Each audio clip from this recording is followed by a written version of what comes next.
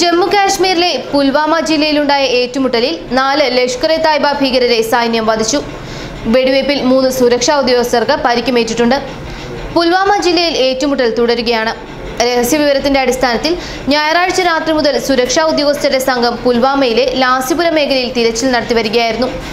ഇതിനിടെയാണ് സംഘത്തിന് നേരെ തീവ്രവാദികളുടെ വെടിവയ്പുണ്ടായത്. തുടർന്ന് നടത്തിയ തിരിച്ചടിയിലാണ് 4 ഭീകരർ കൊല്ലപ്പെട്ടത്. സംഭവ സ്ഥലത്ത് നിന്ന് AK-47 ഉൾപ്പെടെയുള്ള സ്ഫോടന വസ്തുക്കളും കണ്ടെത്തിയിട്ടുണ്ട്. പുൽവാമ ആക്രമണത്തിന് ഇന്ത്യ തിരിച്ചടി നൽകിയതിന് പിന്നാലെ അതിർത്തിയിൽ നിരവധി തവണയാണ് പാകിസ്ഥാൻ ഇപ്പോൾ വെടിനിർത്തൽ കരാർ ലംഘിക്കുന്നത്. ഇവർ ഭീകരാക്രമണം നടത്തുകയും ചെയ്യുന്നുണ്ട്.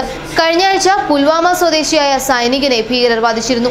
ആഷിഖ് അഹമ്മദ് എന്ന 25-കാരനായ സൈനികനെയാണ് കഴിഞ്ഞ ആഴ്ച ഭീകരർ വധിച്ചത്.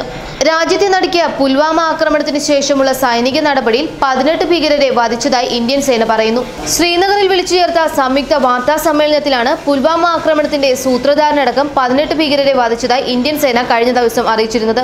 സൈന്യവുമായുള്ള ഏറ്റുമുട്ടലിൽ ഇതുവരെ 18 ഭീകരർ കൊല്ലപ്പെട്ടിട്ടുണ്ടെന്നാണ് വിവരം. ഇതിൽ 6 പേർ ജെയ്ഷെ മുഹമ്മദ് ഭീകരരാണെന്നും സേന അറിയിച്ചിട്ടുണ്ട്.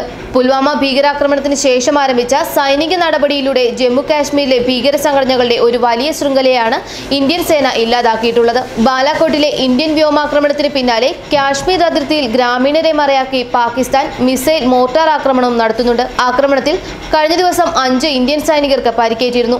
നിസാര പരിക്കുകളാണ് സൈനികരുടേതെന്നാണ് പ്രാഥമിക വിവരം. പാകിസ്ഥാന്റെ സൈനിക പോസ്റ്റുകൾക്ക് നേരെ ഇന്ത്യ ശക്തമായി തിരിച്ചടിക്കുന്നുമുണ്ട്. ഇന്ത്യൻ പ്രത്യാക്രമണത്തിൽ നിരവധി പാക് സൈനികർക്ക് പരിക്കേറ്റിട്ടുണ്ടെന്നാണ് വിവരം ലഭിക്കുന്നത്. ബാലാകോട്ട് ആക്രമണത്തിന് പിന്നാലെ 10-ലധികം തവണയാണ് പാകിസ്ഥാൻ സൈന്യം ഇന്ത്യൻ അതിർത്തിയിൽ വെടിനിർത്തൽ കരാർ ലംഘിച്ചത്. ഇതിനുശേഷം നിയന്ത്രണ രേഖയിൽ 12ഓളം സ്ഥലങ്ങളിൽ വെടിനിർത്തൽ ലംഘനവും ഉണ്ടായി. യാതൊരു പ്രകോപനവും കൂടാതെ ഇന്ത്യൻ സൈനികർക്കെതിരെ പാകിസ്ഥാൻ വെടിയുതിർക്കുകയായിരുന്നു. അതിർത്തിയിലെ ജനവാസ മേഖലകളിലെ വീടുകളെ മറയാക്കിയാണ് പാകിസ്ഥാൻ ആക്രമണം നടത്തുന്നത്. അതിനാൽ തന്നെ ജനവാസ മേഖലകളിൽ സൈന്യം കൂടുതൽ ജാഗ്രത പുലർത്തുന്നുണ്ട്. ഇതിനിടെ ജമ്മു കാശ്മീരിലെ ജനങ്ങൾക്ക് യുദ്ധമുണ്ടായാൽ ശ്രദ്ധിക്കേണ്ട കാര്യങ്ങളെക്കുറിച്ചുള്ള മുന്നറിയിപ്പുകളും നൽകുന്നുണ്ട്. ഇവ ആധികാരികമല്ലെങ്കിലും സോഷ്യൽ മീഡിയയിലൂടെ ജനങ്ങൾ ഇത് ധാരാളമായി പ്രചരിപ്പിക്കുന്നു.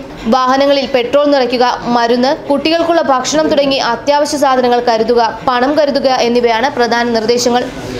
വീടുകളോട് ചേർന്ന് 10 അടി ആഴത്തിൽ ഒരു ബങ്കർ നിർമ്മിക്കാനും അതിൽ 10 ദിവസങ്ങളിലേക്കുള്ള ഭക്ഷണ സാധനങ്ങളും കുടിവെള്ളവും കരുതാനും നിർദ്ദേശമുണ്ട്. കാര്യങ്ങൾ അറിയാൻ റേഡിയോ കരുതണമെന്നും സാമൂഹ്യ മാധ്യമങ്ങളിലൂടെ പ്രചരിക്കുന്ന സന്ദേശം പറയുന്നു. ന്യൂസ് ഡെസ്ക് മലയാളി വാർത്ത.